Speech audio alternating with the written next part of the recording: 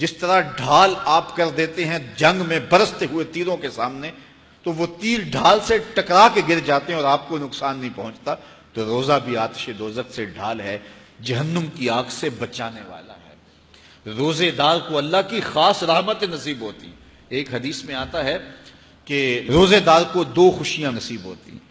ایک خوشی اسے تب ملتی ہے جب وہ روزہ کھولتا ہے، جب سارے دن کی بھوک اور پیاس کاٹنے کے بعد شام کے لمحے ہوتے ہیں اور پھر روزہ منزل تک پہنچتا ہے، تو کس مسرت اور خوشی اور سرشاری کے عالم میں روزہ دار ہوتا ہے کہ شکر ہے کہ اتنی لمبی اور اتنی سخت گرمی کے ماحول کی شدت کے باوجود اللہ تعالیٰ نے مجھے روح منزل کیا۔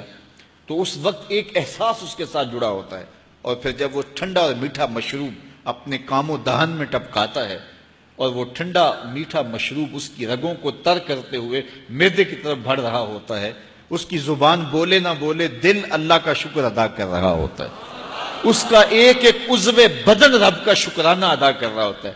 وہ ٹھنڈا اور میٹھا مشروب رگوں کو تر کرتا ہوا آگے بڑھتا چلا جاتا ہے، لیکن شکرانے کا وہ پیکر بن جاتا ہے۔ وہ ایک مسرت، ایک خوشی کا عالم ہوتا ہے کہ روزہ بھی نب گیا، سارے دن کی تکلیف بھی کٹ گئی، اور اللہ نے مجھے افطار کے لمحوں تک پہنچایا۔ فرمایا روزے دار کو ایک خوشی تب ملتی ہے جب وہ روزہ کھولتا ہے، وَفَرْحَةٌ عِنْدَ لِقَاءِ رَبِّهِ، اور دوسری خوشی روزہ دار کو تب ملے گی جب روزے کے صلے میں اللہ اپنا دیدار عطا فرمائے۔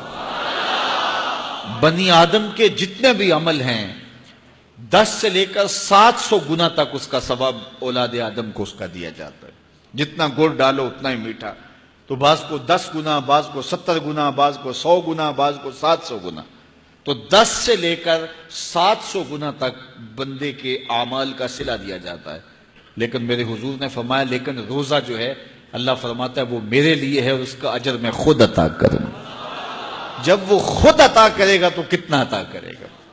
سخی اتنا بڑا ہو تو پھر کیا عطا کرے گا؟ بلکہ بعض نے اس کو عجزی بہی کی بجائے عجزہ پڑھا ہے بصیغہ مجہول، کہ روزہ میرے لیے ہے اور اس کی جزا میں خود ہوں۔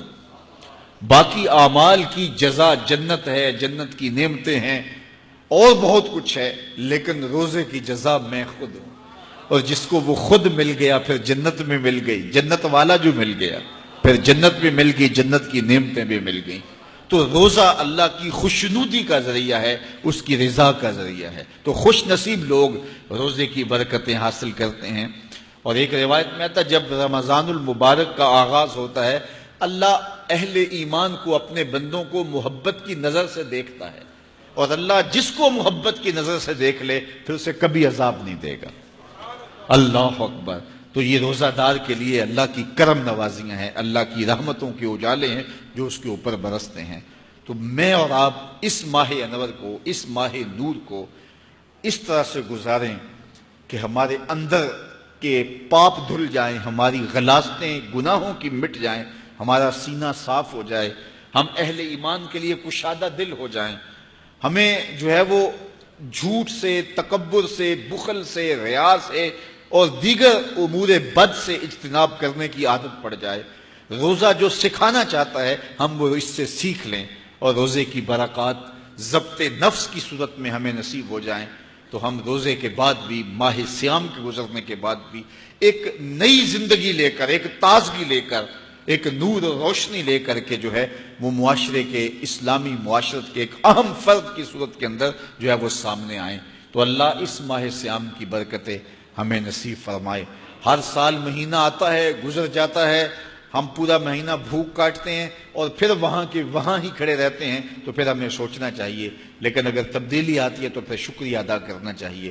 آج کی اس تاریخ میں ہم عزم کر کے اٹھیں کہ ہمارا یہ ماہ صیام ہماری زندگی میں ایک سنگ میل ثابت ہوگا، اور